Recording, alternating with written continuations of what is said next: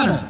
But most of all, we will need that. Ladies and gentlemen, the biggest and most powerful siege engine in the world, the Warwick Castle Trebuchet! Yes, indeed, the biggest and most powerful siege engine. And also, for 1471, the very latest in design.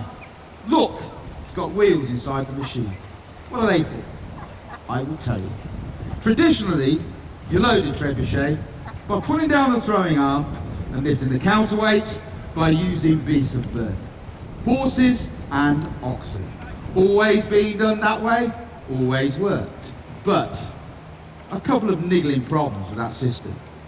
If you take horses and oxen to war with you, you tie up a percentage of your troops just looking after the animals. Men that you can't really spare. Also, if your enemy manages to cut off your supply train, and they'll be trying to do that, you can run out of food. Now if you run out of food, you have a problem.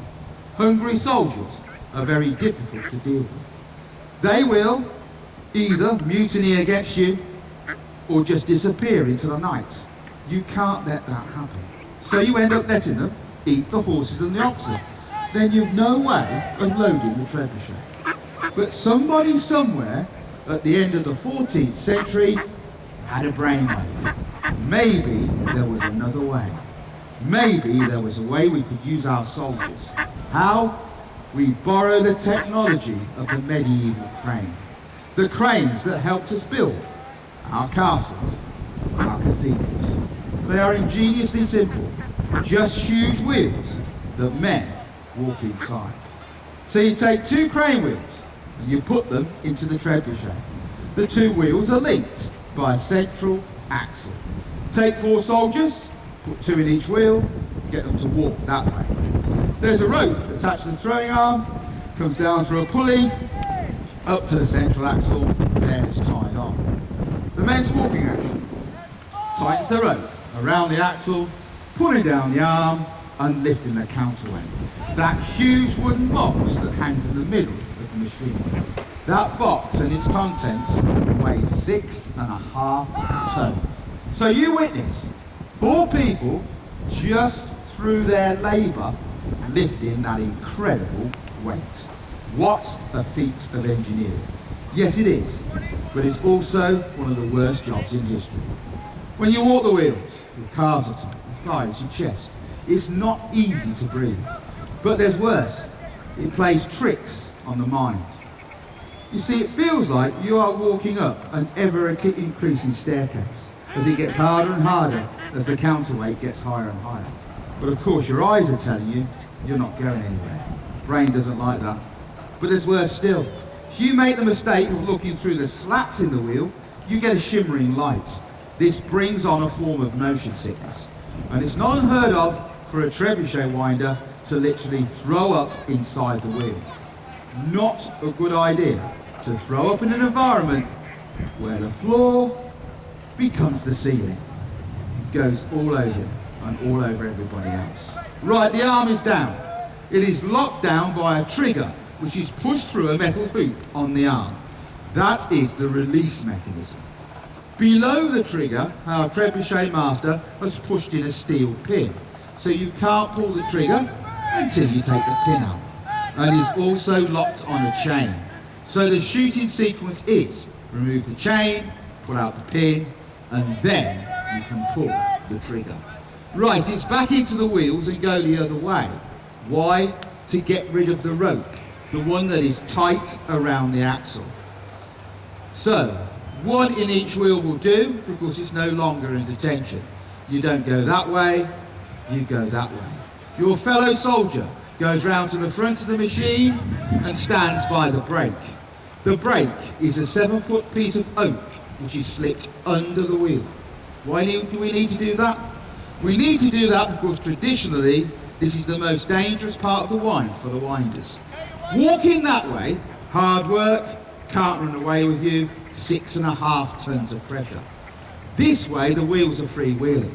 And what sometimes happens is one of the winders will really pick up the pace. Why? because that's his job. He needs to get the job done as quickly as possible. Problem is, the guy on the other wheel has to keep up. These wheels weigh over a ton each. The momentum starts to take over as they go faster and faster and faster in some terrible race, which can only have one end. When one of the men loses his footing, he's whipped round the wheel, he drops back down on the axle. The end. That is why that man is on the brake. He'll slow it down if he thinks his fellow soldier's going too fast, or if he thinks he's really in trouble, he will stop the wheel and get him out. Now, this machine is capable of shooting a rock of 150 kilos, well over 300 pounds. We don't do that because if we did, we would destroy the end of this beautiful island. So we tend to shoot something around 18 kilos. But of course, in truth, you don't just throw rocks at a trebuchet. Rocks are fine if you intend to destroy something, like a wall of a castle or a wall of a town. But what if you can take a fortress or a town without destroying its outer wall? What if you ignore the walls and throw things over them? Like you can fight a dirty wall, empty all of the trees in the area, dig up any dead and rotting animals and bodies, load them all into the trebuchets, throw them over the walls of the town we're attacking until they're ankle deep in sewage and filth. They will then have to think about surrendering, especially if that contaminated flesh gets into the water supply. You can fight a psychological war. If you have prisoners, chop off their heads, throw those over the walls. An example of what happens to people if they don't negotiate to surrender. Or of course, you can set the whole lot alight with a fireball. But this afternoon, ladies and gentlemen, we are going to shoot an 18-kilo rock out of the ultimate trebuchet. The stone is loaded, goes into a sling and sits in the middle of the machine. The trebuchet master steps up and takes full responsibility for this engine of death. He alone will remove the safeties. First of all, the chain. Then he draws the pin from below the trigger, making the machine live. Steps down, makes his final checks, that all is good and all is well.